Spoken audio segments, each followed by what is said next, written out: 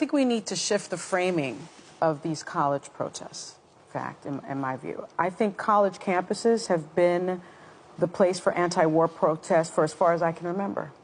I think recent protests haven't even reached the scale of the major student protests that we saw in the late 1960s against the Vietnam War, or even the 1980s against South Africa's practice of apartheid. We saw calls during apartheid to divest from South African companies, and that was very successful. Nelson Mandela said he believed that's what led, in many respects, to South Africa being freed from that system.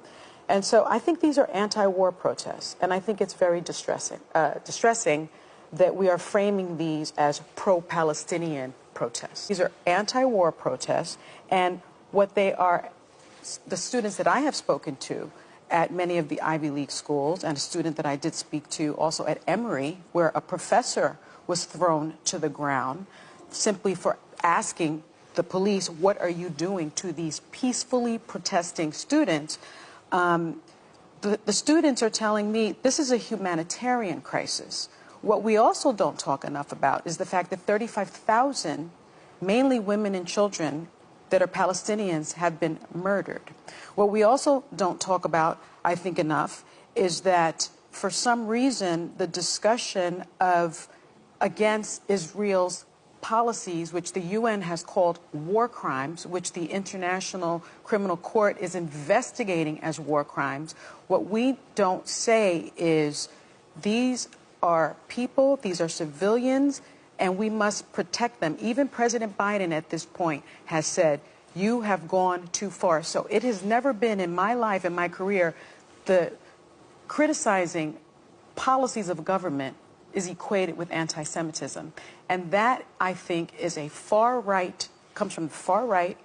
It comes from the authoritarian leanings where they don't want students on these campuses to voice their opinions because they want to change the narrative going forward. And I think we have to be very, very Since I haven't said anything. This is the argument that these people are making.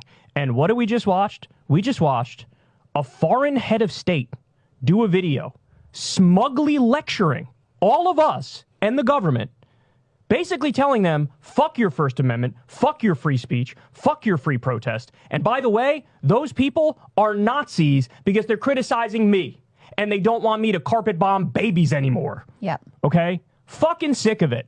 Fucking sick of it. I've never felt this is even worse than during the height of the Iraq War when we all felt gaslit. Yeah. I feel more gaslit right now. I do too. I feel more. You're making me feel like I'm fucking crazy, but this shit is fucking crazy. Yeah. Biden's crazy, Netanyahu's crazy, and ongoing fucking genocide and ethnic cleansing is crazy. Happening and then some brave students stand up to say, hey, stop this, and you throw every fucking name in the book at them, and you smear them viciously, and then you wonder, why are they covering their faces? Well, gee, I wonder. Maybe because they're standing up and speaking out against a genocide, and that might lead them to never be able to get a fucking job because you people are psychos.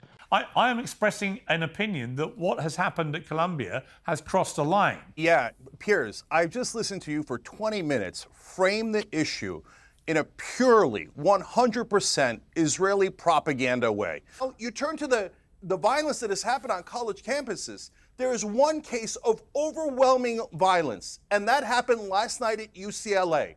And it was pro-Israeli protesters that violently attacked the peace protesters that didn't do anything. They attacked an old lady and said, oh yeah, good luck trying to defend yourself, old lady.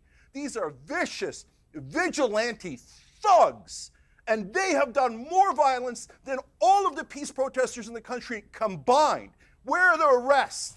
Where's the outrage? Where's the indignation? You pretend that you care about protecting students, but you only care about protecting one side, whereas the other side is assaulted. No, I don't actually. No, because and debased and humiliated. Okay, let me respond. And all you want to do is cancel their speech. You're part of cancel culture, and admit it right now. Can I You're respond? talking about protesting people. Can I respond? Americans. Can I respond? Americans. By the way, okay, this is not the United States of Israel. Fine. America. All right, you made Americans your point. to protest a foreign government. Okay.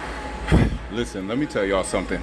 These protests on college campuses, they're not going to stop. I don't give a damn how much they arrest. I don't care how they try to intimidate these people. America, y'all fucked with the wrong people. Y'all fucked with the wrong people. And see, the problem is, this is going to open up the door to a lot of civil unrest, because people are starting to realize who's really in control and who's really pulling the strings. This whole time, Israel had like this clean slate and everybody was talking about the holy city and this, that, and the third, but the truth is coming out. The truth is coming out. And this, when I'm looking at on the news right now, these protests and how they're tearing up these campuses, oh, this is only just the beginning. It's about to really get wild. It's about to really get wild. Y'all done fuck with the wrong group of people. These people follow Malcolm X, okay?